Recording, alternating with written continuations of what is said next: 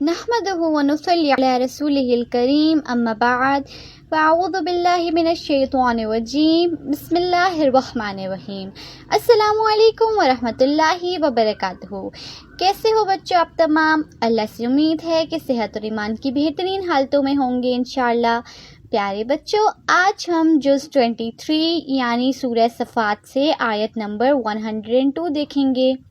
اس آیت میں اللہ تعالیٰ کا ارشاد مبارک ہے، جب ان کے ساتھ دوڑنے کی عمر کو پہنچا تو ابراہیم نے کہا کہ بیٹا میں خواب بھی دیکھتا ہوں کہ گویا تم کو ذبح کر رہا ہوں، تو تم سوچو کہ تمہارا کیا خیال ہے؟ انہوں نے کہا کہ ابا، جو آپ کو حکم ہوا ہے وہی کیجیے، خدا نے چاہا تو آپ مجھے صبر کرنے والوں میں سے پائیں گے۔ پیارے بچوں، کیا آپ جانتے ہیں کہ یہ کون ہیں جو اپنے والد ابراہیم علیہ السلام سے کہہ رہے ہیں کہ آپ کو جو خدا کی طرف سے حکم آیا ہے اسے پورا کریے؟ یہ فرما بردار بیٹے تھے اسماعیل علیہ السلام۔ کیا ہم اپنے پیرنٹس کی اتنی اوبیڈینٹ ہیں؟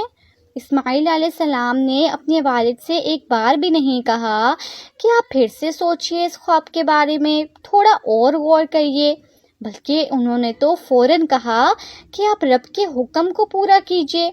وہ جانتے تھے کہ نبیوں کو جو خواب آتے ہیں وہ اللہ تعالیٰ کی طرف سے آتے ہیں۔ پیارے بچوں، کیا آپ بھی اپنے ماں باپ کی اتنی اوبیڈینٹ ہیں، اتنے فرما بردار ہیں کہ جب وہ آپ سے کوئی کام کہتے ہیں تو آپ اسے فوراً پورا کرتے ہیں؟ آپ اپنے دل سے کوسچن کر کے دیکھیں، ہمارا دل گواہی دے گا کہ ہم بالکل ایسے نہیں ہیں۔ ہم تو اپنے ماں باپ کے چھوٹے چھوٹے کاموں سے بھاگا کرتے ہیں۔ جب بھی وہ ہمیں کچھ اپنا کام کرنے کو کہتے ہیں تو ہم اتنا ٹالتے ہیں کہ وہ خود اٹھ کر اپنا کام کر لیتے ہیں، اور جب بھی وہ ہماری بھلائی کے لیے کچھ کہتے ہیں کہ قرآن پڑھ لو، نماز پڑھ لو، تو ہم تو اس پر بھی عمل نہیں کرتے۔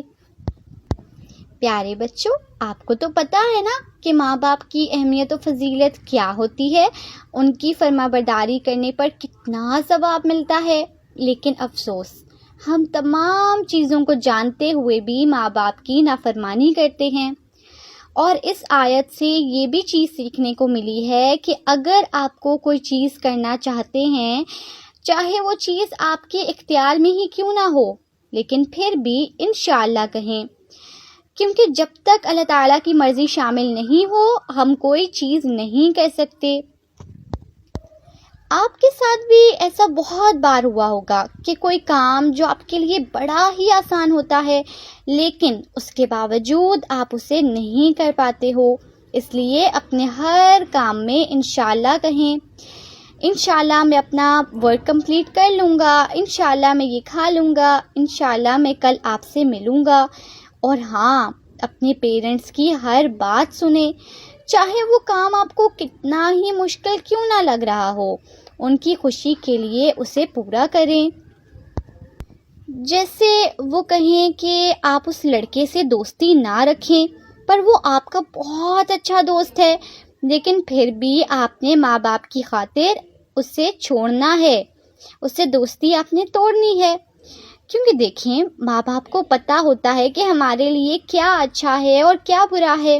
بظاہر تو ہمیں ماننا مشکل لگتا ہے، لیکن پیارے بچوں یقین جانیں اس میں ہماری ہی بھلائی ہوتی ہے، اور پھر اللہ تعالیٰ بھی تو ہم سے خوش ہوتے ہیں نا۔